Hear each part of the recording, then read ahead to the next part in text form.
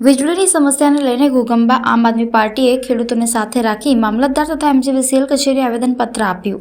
વીજ પુરવઠો ન મળતા કેરોસીન ફરીથી ચાલુ કરવાની માંગ કરી ઘોઘંબા તાલુકામાં અનિયમિત વીજળીના કારણે ગ્રામ્ય વિસ્તારના લોકો પરેશાન થઈ ગયા છે। તેના અનુસંધાને આમ આદમી પાર્ટીના કાર્યકર દ્વારા આજરોજ ઘોઘંબા મામલતદાર તથા એમજીવીસીએલ કચેરી આવેદનપત્ર આપ્યું હતું।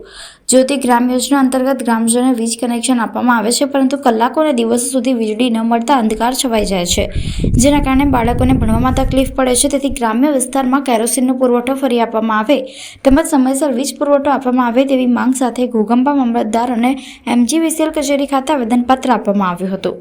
આમ આદમી પાર્ટીના કાર્યકરોએ અગાઉના આવેદનની કોઈપણ જાતની કામગીરી ન થતા નારાજગી વ્યક્ત કરી તંત્ર સામે રોષ ઠાલવ્યો હતો। આજે રોજ ઘોઘંબા તાલુકાના સમગ્ર ગામોમાંથી રાત્રિના સમયે લાઇટ નથી આવતું। જ્યોતિ ગ્રામ યોજનાનું જે કામ ચાલે છે એ મતલબ સાહેબ લાઇટ જ નથી। આ બાકોલ ગામ છે ત્યાં કટારિયા ફળિયામાં છેલ્લા 10 દિવસથી લાઇટ નથી। 1 કલાક લાઇટ આપવામાં આવે છે, પછી લાઇટ આવતું નથી।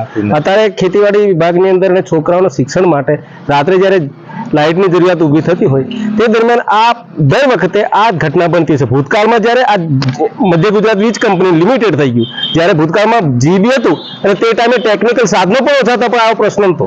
એટલે આમ જનતાની જે જરૂરિયાત છે વીજળી એ રેગ્યુલર મળે એના માટે અમે આવેદનપત્ર મધ્ય ગુજરાત વીજ કંપની ઘોઘંબા જીબીના નાયબ કાર્યપાલક ઇજનેરને આપ્યું। આજરોજ અમે ઘોઘંબા વીજળી મથકે કચેરી અમે આવ્યા છીએ। છેલ્લા 1.5 વર્ષથી વીજ જ્યોતિની જ્યોત રહેતી જ નથી। જ્યોતિ ન બદલવા જેવું છે। અને સાહેબ બીજું કે અમારે ખેતી વિષયક લાઈન આવે છે તો એ કેળ જો લાગે ને તો કેળ ઉપર હોય અને લાઈન નીચે જાય છે। એ ક્યારેક એવો અકસ્માત ભયંકર સર્જે એવી શક્યતાઓ રહેલી છે। ગ્રામ્ય વિસ્તારોની અંદર ખેત વીજળી લાઈન આવે છે તે બિલકુલ નીચે દોરડા છે, તેને ખેંચવામાં આવતા નથી, જેની રજૂઆત આજે અમે એમજીવીસીએલ ઘોઘંબાને કરવામાં આવ્યા હતા।